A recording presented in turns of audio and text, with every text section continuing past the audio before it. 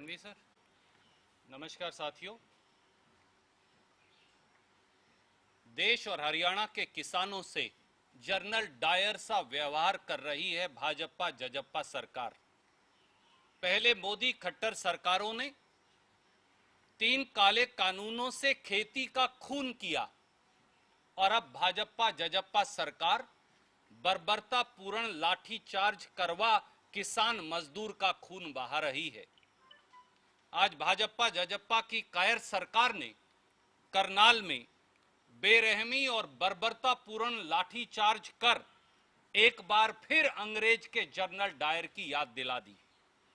शांति प्रिय तरीके से विरोध कर रहे किसानों को जानवरों की तरह दौड़ा दौड़ा कर पीटा गया।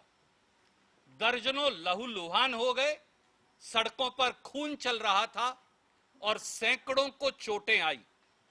एक बार फिर यह साबित हो गया कि अन्नदाता किसान के असली दुश्मन यानी दुष्यंत चौटाला, मन यानी मनोहर लाल खट्टर हैं। भाजपा जजप्पा सरकार ने पिछले 9 महीने से किसानों के हिस्से में लाठीचार्ज, अश्रु गैस, नश्तर, कीलें, सड़क खोदना, पत्थर और पानी की बौछारों की प्रताड़ना लिख दी है। 25 नवंबर 2020 से आज तक किसान मजदूर के सीने पर मोदी और खट्टर सरकारों ने लगातार वार किया है और खून बहाया है। 25 नवंबर को जब गांधीवादी तरीके से किसान शांति प्रिय तरीके से दिल्ली कूच कर रहे थे, तो एक तरफ अंबाला बॉर्डर से लेकर दिल्ली तक, दूसरी तरफ सरसा बॉर्डर से लेकर दिल्ली तक, तीसरी तरफ पलवल बॉर्डर से लेकर दिल्ली तक और चौथी तरफ राजस्थान बॉर्डर से लेकर दिल्ली तक लाठियां चलाई गई, नश्तर बिछाए गए, सड़कें खुदवाई गई, लाठियां चलाई गई और किसानों के ऊपर पानी की बौछारें की गई। और बार बार पिछले 9 महीने में कभी अंबाला में, कभी कालका में, कभी पीपली कुरुक्षेत्र में, कभी करनाल में, कभी पलवल में, कभी सरसा में, कभी जींद और रोहतक में बार बार किसानों को लाठियों से पीटा जाता है। पर न किसान की आवाज दबी, न सर झुका, न संकल्प टूटा। एक बात साफ है साथियों कि धरती के भगवान किसान पर ऐसी बर्बरता एक दानव रूपी सरकार ही कर सकती है। देश और हरियाणा की सत्ता आज दानवों के हाथ में आ गई है, जो भाग्य विधाता, अन्नदाता, किसान के आत्मा और शरीर को लहूलुहान करने में लगे हैं। करनाल में ड्यूटी मजिस्ट्रेट के सार्वजनिक वीडियो से यह साफ है कि किसानों का सर फोड़ने, किसानों के सर पर लठ मारकर कातिलाना हमला करने, यह साजिश एक आईएएस ऑफिसर या ड्यूटी मजिस्ट्रेट ने नहीं की। इस साजिश के षड्यंत्रकारी हरियाणा के मुख्यमंत्री माननीय मनोहर लाल खट्टर और उप मुख्यमंत्री दुष्यंत चौटाला हैं। वो किसान जो खेत को खून और पसीने से सींचकर देश की भूख मिटाता है, उसे बेरहमी और बर्बरतापूर्ण तरीके से पीट पीट कर आज उसका खून बहाया जा रहा है। कारण साफ है, 3 काले कानूनों के माध्यम से, 3 खेती विरोधी कानूनों के माध्यम से ये सरकार खेती को चंद पूंजीपतियों की ड्योढ़ी पर बेच देना चाहती है और किसान की अगली फसल और अगली नस्ल को उन पूंजीपतियों की ड्योढ़ी पर गुलाम बनाकर सिसक सिसक कर दम तोड़ते देखना चाहती है। पर किसान को कभी भी सत्ता और जुल्म झुका नहीं पाए हैं और न ही कभी किसानों के भविष्य को रौंद कर इस देश और प्रदेश में कोई सत्ता में रह पाया है। इसलिए याद रहे कि मोदी खट्टर सरकारों पर क्रूरताओं और बर्बरताओं का मुकदमा चलेगा। किसानों की राह में बिछाए कील और कांटे, किसानों की शहादतें, 9 महीने से सड़कों पर पड़े किसान की वेदनाएं इसकी गवाह बनेंगी और प्रजातंत्र के देवता का फैसला एक नजीर बनेगा, ताकि भविष्य के भारत में कोई खट्टर साहब और दुष्यंत चौटाला, नरेंद्र मोदी जी जैसा कोई तानाशाह शासक अन्नदाता के खिलाफ षड्यंत्र का दुस्साहस ना कर पाए। श्री मनोहर लाल खट्टर जी, दुष्यंत चौटाला जी, आज आपने किसान नहीं, भारत और हरियाणा के भगवान को पीटा है और सजा मिलेगी। सड़कों पर बहते और किसानों के शरीर से रिश्ते खून को आने वाली तमाम नस्लें याद रखेंगी। अब भी समय है, या किसानों के साथ खड़े हो जाइए या गद्दी छोड़ दीजिए। कोई सवाल आप पूछना चाहें तो स्वागत है। सर, आपकी जानकारी में ये लाठीचार्ज क्यों किया गया है किसानों के? कई बार मुझे लगता है कि जानबूझकर भाजपा और जजप्पा के लोग किसानों को उत्तेजित कर कानून व्यवस्था तोड़ने पर मजबूर करते। भारतीय जनता पार्टी जानबूझकर उत्तेजना पैदा करती है एक षड्यंत्र के तहत। किसान क्या कह रहे थे? बस्ताड़ा टोल के ऊपर वो शांति प्रिय तरीके से विरोध कर रहे थे, और अब तो खट्टर साहब और दुष्यंत चौटाला का षड्यंत्र ही सामने आ गया।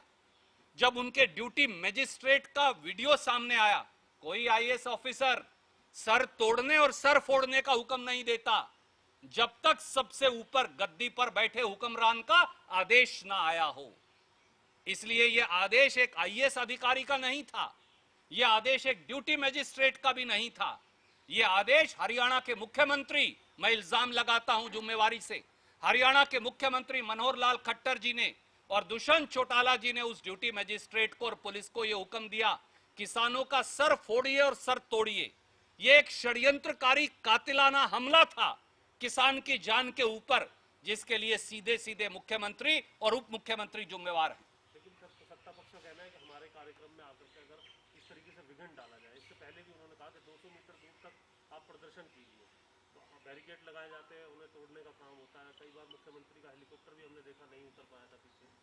तो उसको लेकर के उनका कहना है कि विरोध करें, लेकिन विरोध का तरीका होता है वो आकर के कार्यक्रम में आकर के, क्योंकि वहाँ भी कैमला में भी हमने देखा था कैसे वहाँ पर कुर्सियाँ जो है वो खराब की गई थी वहाँ पर।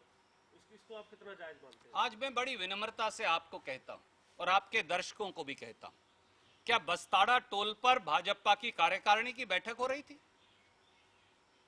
क्या भारतीय जनता पार्टी करनाल के बस्ताड़ा टोल पर कार्यकारिणी की बैठक करती है? वो वेन्यू पर नहीं थे किसान, वो टोल के ऊपर पीटे जा रहे थे। तो इसलिए ऐसी बचकानी और बेबुनियाद बातें मना करें, बंद करें खट्टर साहब और उनकी सरकार। ये बताएं कि कब बुलाकर ड्यूटी मजिस्ट्रेट को यह कहा था मुख्यमंत्री और उप मुख्यमंत्री ने कि किसानों का सर फोड़िए और सर तोड़िए, लाठी सीधे सर पर मारिए ताकि सर टूट जाए।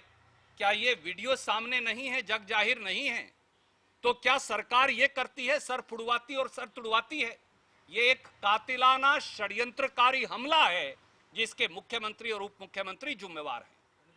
सरकार के कुछ लोग कह रहे हैं कि गुरनाम सिंह चढ़ूनी के कुछ लोगों ने पीटा है किसानों को, आपस में उनकी वो बात है। भारतीय जनता पार्टी के षड्यंत्रकारी दानव कुछ भी इस प्रकार की बचकानी बातें कर लें, कैमरे में कैद और पत्रकारों द्वारा दिखाई गई बात और मौके पर हुई षड्यंत्रकारी वारदात, उसे वो झुठला नहीं सकते और ना किसानों में फूट डलवा सकते। संदीप जी, हरियाणा में कांग्रेस विपक्ष की भूमिका में एकजुटता के मामले में इस आंदोलन में आप उसकी जो भूमिका है उससे सेटिस्फाइड हैं? कांग्रेस पार्टी, देखिए, आप अगर बात कर रहे हैं हमारे संगठन की, तो हमारा संगठन एकजुट है और ये संगठन एकजुट है। आपने ये देखा, आप भी उस निमंत्रण पर गए थे कुछ दिन पहले, 2 दिन पुरानी बात है। इसलिए आइए इस मुद्दे को भटकाएं मत।